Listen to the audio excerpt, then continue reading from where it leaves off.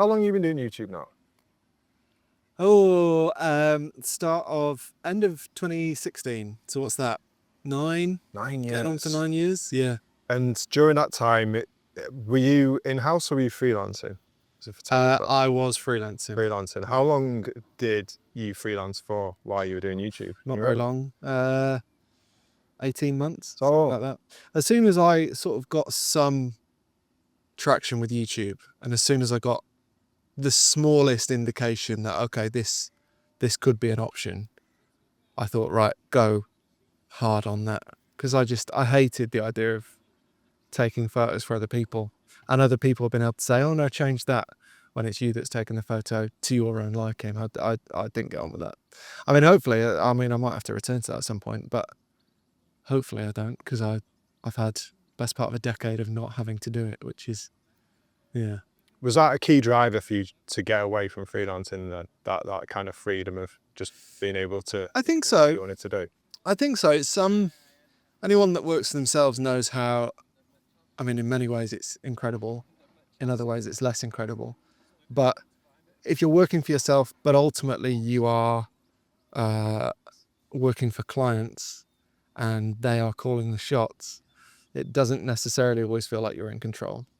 Whereas with YouTube, it's incredible because I can literally decide what I want to do. And then, I mean, of course you have to hope that people watch, and you have to do things that you think will be interesting, but by and large those things align with what I want to do anyway. And so it just feels like the best job in the world. As you know, it comes with challenges, but yeah, it's to me at least, it feels a whole lot nicer than freelancing. Yeah. So I think a lot of those challenges that you mentioned, I think a lot of people watching your videos probably don't think about them too much. They see you out and about in nice places like this, taking photos, getting to travel a lot. Yeah. What are the biggest challenges you seem to face, would you say? I mean, every job is hard, isn't it? And even when you're doing what feels like the perfect job, it isn't a lot of the time. And I find, I mean, even if it's just battles with weather or schedules or self-doubt or travel delays or technological problems or the fact that there's nobody else to blame if things go wrong, I suppose there's loads that comes into it, and sort of it's also a kind of a strange existence. You have to work really hard to make sure that you don't start thinking too much of yourself, because it's a very strange thing really to put stuff out into the world and have people say that they enjoy it. I don't think that's really without getting too deep, I don't think that's something that humans are really built for necessarily.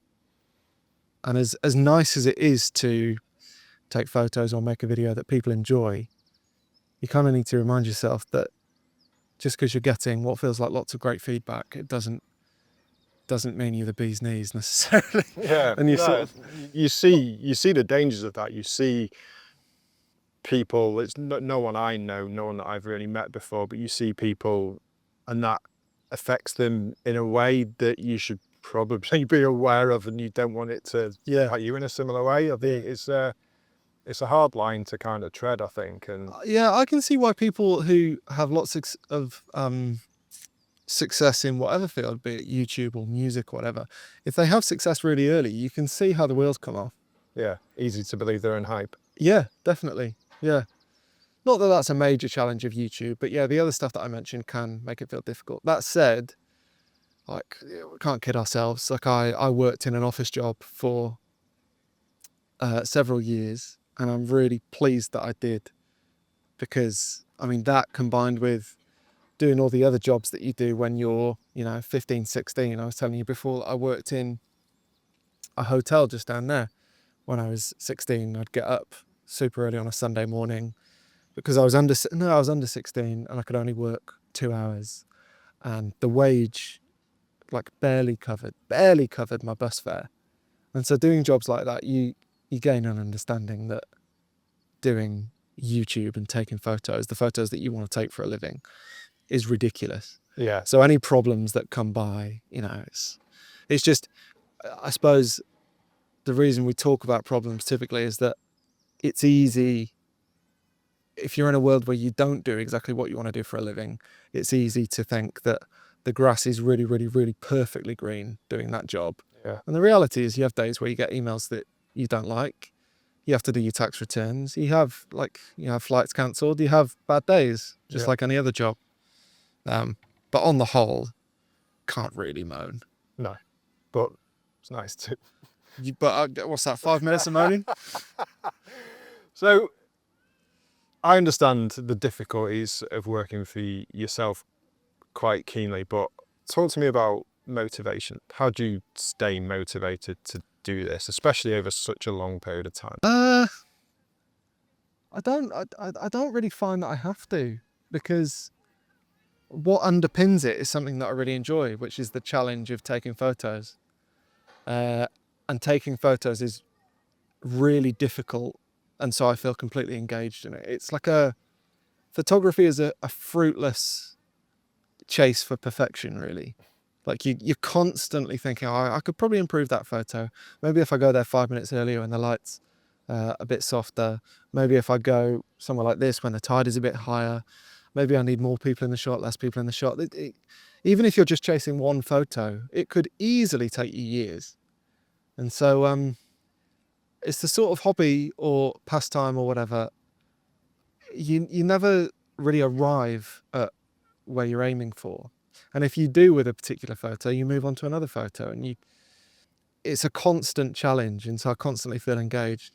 It's when people talk about flow states Yeah. that they are aiming for. Typically what you want is something that's kind of not too difficult, but is engaging enough to kind of keep you interested. And photography, for me, is definitely that. I mean, there are absolutely times where it does feel too difficult, but it always feels hard enough to keep me engaged.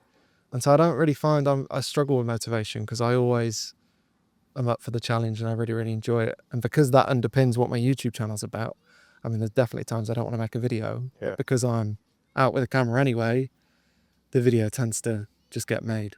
Yeah. That's a really good way of looking at it.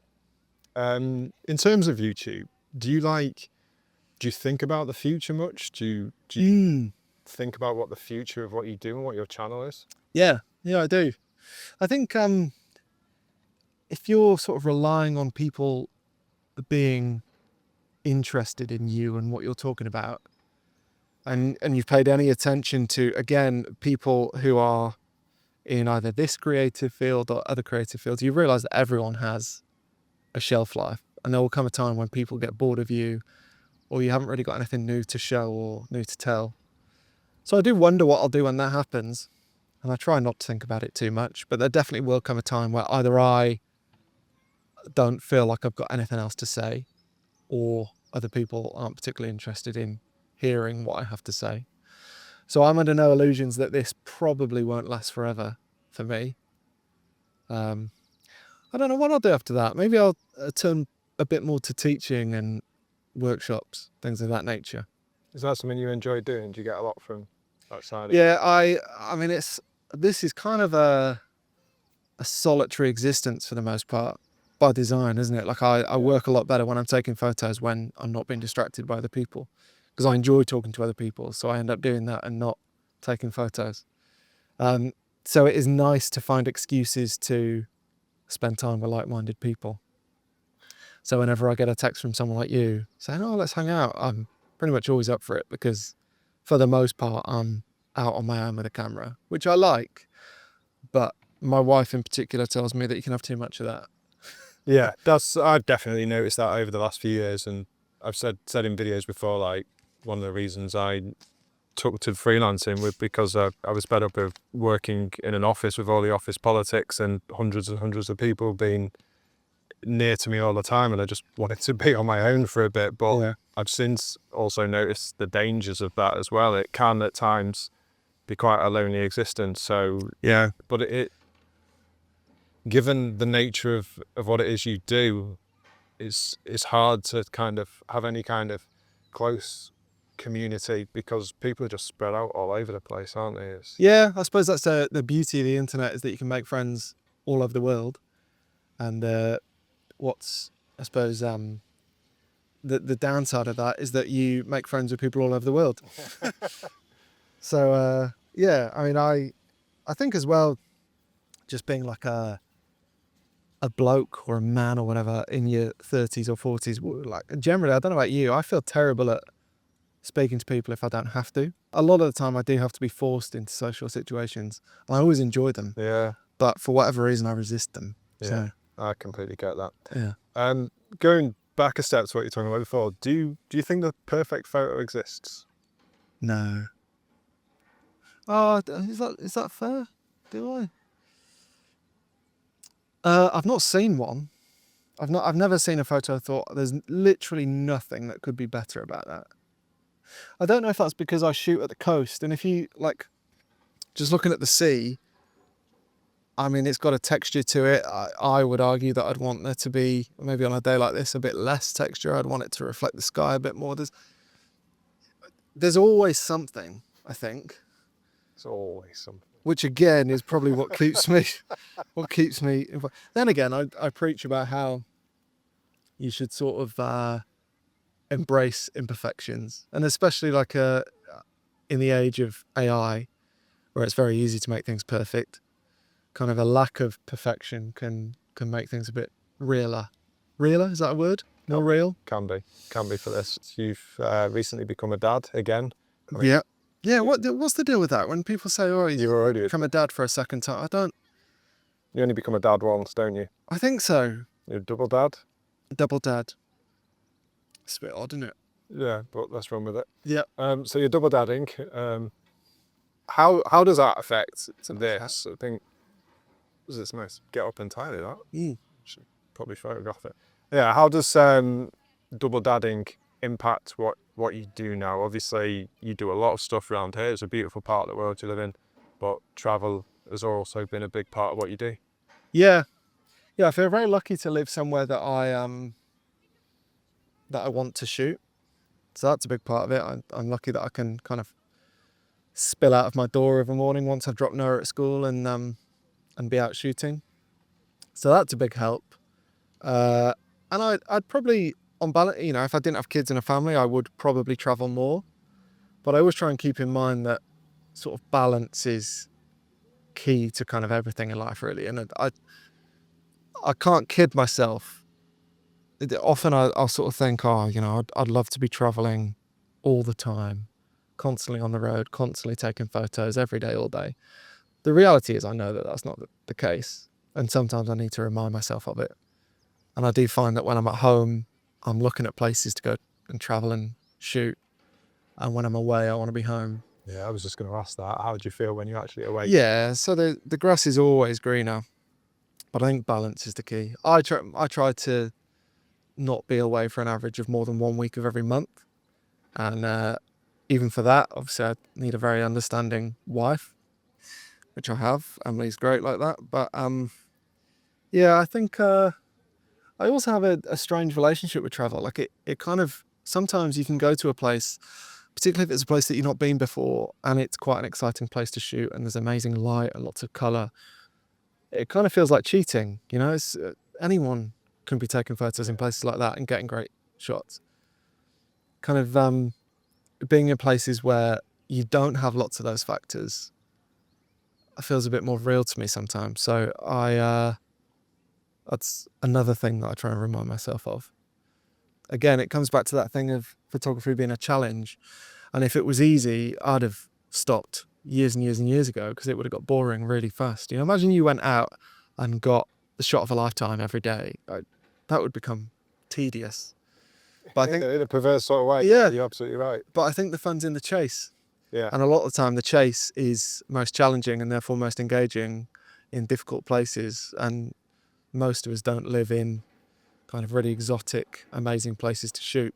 No. And I mean, on a day like this, it's great here. But as you know, in the UK or the northwest of the UK or Wales, like it's not always like this. Could be very different in just 3 days' time. Where it will be, probably. Yeah. Recently you mentioned about how valuable working on projects is, and obviously you released your book. Was it was it late last year? Human Nature. Which It feels very professional. There's like a plug. oh, I know, yeah, It feels like a press tour that's now. it. As you can tell, I've been listening to a lot of podcasts. But that's been a culmination of a lot of years of work. Do you see that continuing, evolving, or is there another project in mind? Yeah, I sort of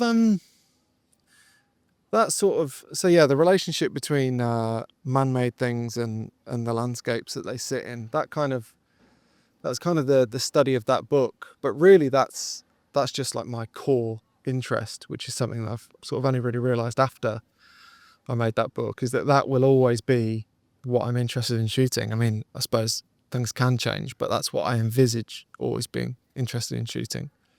And that being the case, I suppose my projects going forward will be exploring sort of various elements within that. And that might be particular parts of the world. Maybe it'll be shooting at particular aspect ratios or focal lengths. Maybe it'll be more of a look at people within landscapes. Maybe it'll be more of a look at buildings. Who knows? But I think that first book is what will probably tie everything together going forward. Because yeah, that's just what naturally interests me, I suppose. Yeah. I think there's probably been elements of that in your work for quite a long time. I remember I first came across your YouTube channel when you were doing the composite work, which was quite early on, I seem to remember. And then you sort of went through a bit more of would you say it was a landscape photographer phase in a Yeah, I sense? suppose so. I felt for a while like I was searching, and I think you're right. I think the answer was probably always right in front of me. And often I'm asked about things like style and how do I find a project and a focus and stuff, but you can't really force things like that, I don't think. The answer sort of appears after lots and lots of work and after trying lots of things and ruling lots of stuff out. Yeah, perhaps. Yeah. I think it's more trial and error, and it's more sort of you go out and you take photos and you think, oh, I like that one.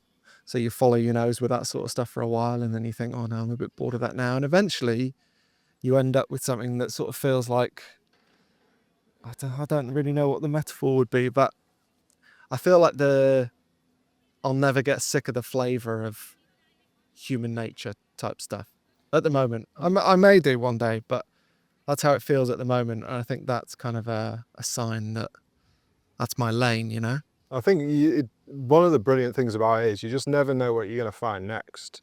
Yeah. And I remember being with you in Patagonia last year, and you've got these incredible mountains in the background, and we're just walking away from the hotel, and suddenly there's a huge bucket, guy playing basketball next to it. It's just like stuff like that popping up. It's just those little moments of perfection that you can't research, you can't know you're going out there to shoot. It's just happening across those things that I think makes that really special. Yeah, and I love that. I mean, everyone's different, but I love going out with a very limited knowledge base of what I'm going to find. Yeah. I mean, with limited time, and particularly if you go somewhere that you've not been before, and maybe it's a long way from home, maybe it'll be tricky to get back to, you need to have a bit of an idea of what you're going to find so that you can maximize your time. But my favorite thing to do is go for a wander and see what you find, because the problem with research is that you can kind of get this idea in your head that everything's going to be perfect when you arrive. You know, you can research the sunrise, perfect direction. You can look at, if you're shooting by the coast, you look at the tides, all that kind of stuff, and you think, great, I'm ready. And then, as any photographer knows, you get there and it's cloudy or it's different to how you thought it might be. Because if you just go for a wander with no expectations, those expectations can't be dashed because they didn't exist in the first place. I think that's the best way of looking at it, especially with travel photography, when you see all these amazing images of these different places. Like, you can never hope to be able to recreate them because a lot of them are sort of once in a lifetime conditions. So, and also, yeah, I mean, the best photos that you see of any place, more often than not, those photos are taken by locals for good reason. Yeah. Which is that they can go 100 times a year. Yeah. You know? So, yeah, I find, and that's kind of why these days I much prefer going to somewhere that's not particularly that well known for photography rather than kind of honeypot locations, because you turn up somewhere that's very famous for a particular photos or set of photos, the chances of you getting anything that someone's not seen before Yeah. is just pretty remote, I think. So, Yeah. yeah. Awesome. Well, talking of wandering, I can't sit in this position for any longer. No, do you think you're going to be able to stand up? Eventually. This leg went dead in the first question. I've no This one about 5 minutes no later. idea what my posture is. No. like. I don't even know if I'm on camera. I am on. I'm just. Can you stop that recording before we try and get up somehow? Have you got a remote?